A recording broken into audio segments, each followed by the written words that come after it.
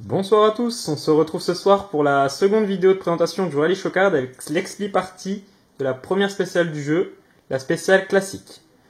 Alors la spéciale classique, qu'est-ce que c'est? C'est une spéciale qui oppose deux joueurs du départ à l'arrivée avec 5 intermédiaires.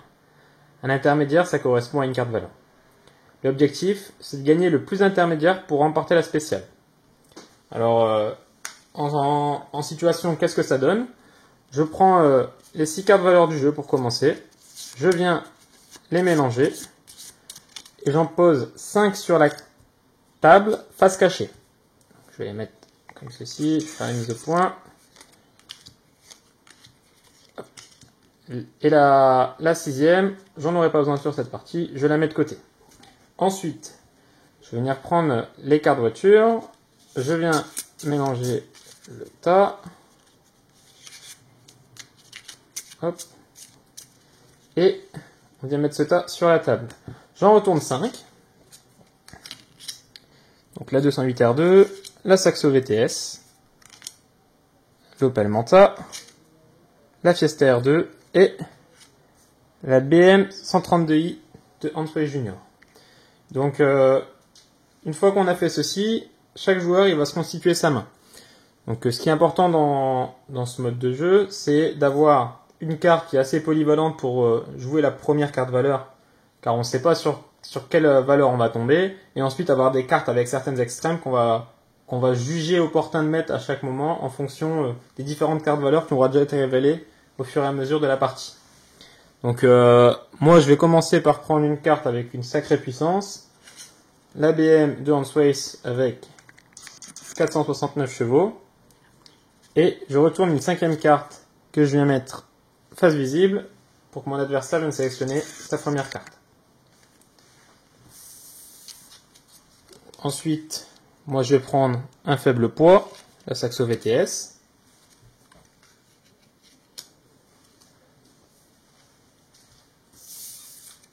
Je viens ensuite me dire que j'ai déjà une petite puissance avec la Saxo aussi. Je vais prendre une carte à peu près moyenne au niveau du poids. Je vais prendre l'Adam R2, qui pourra me servir de base au début du jeu.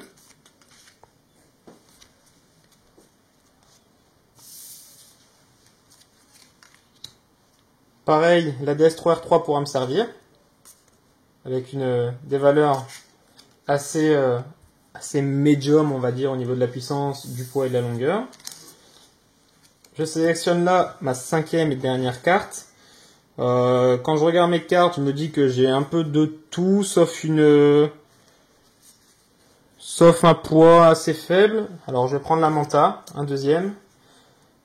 Et il reste une dernière carte à choisir à mon adversaire. Je récupère la Polo WRC. Les autres cartes voitures, j'en aurai pas besoin sur cette partie. Je les mets donc de côté.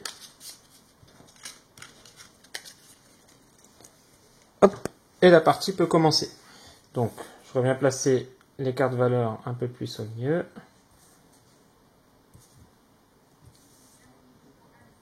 Comme j'ai commencé à jouer en premier, à sélectionner la première carte, c'est moi qui commence la sélection. Donc là, on ne sait pas du tout sur quelle valeur on va tomber. On va prendre une carte avec des statistiques assez moyennes. Je pose la DS3R3. Mon adversaire vient placer sa carte en face. La Clio Super 1600. On retourne la première carte valeur. La partie joue sur longueur la plus élevée. J'ai 3,95 m, mon adversaire 3,82 m. Je remporte donc le point. Sa carte est face cachée, la mienne devient face visible. C'est au second intermédiaire, c'est à mon adversaire de poser sa carte en premier. Donc là, on a la Polo WRC en face. Sa longueur est de 3,98 m. On sait que longueur la plus élevée ne peut pas tomber. Donc, moi je vais éviter de jouer l'Opel Manta parce que je vais déjà partir avec un 7 en moins. Pareil sur la 132i. Je vais placer l'une de ces deux cartes là. Je vais d'abord commencer par l'Opel Adam. Je retourne la carte. Je me retrouve avec poids le plus faible. C'est moi qui prends le point. D'ailleurs, on est déjà à 2 points. Ensuite, ça à mon tour. Donc là, Poids le plus faible est tombé, celle-ci on va essayer de pas la mettre. Longueur la plus élevée aussi. On va essayer de tabler sur sur puissance la plus faible, mais on va placer l'Opel Manta. Mon adversaire place la Saxo VTS. On joue sur puissance la plus élevée. Je perds le point. Il reste 2 intermédiaires. C'est à nouveau à mon adversaire de commencer à jouer. C'est la 208 R2. Puissance la plus élevée ne peut plus tomber.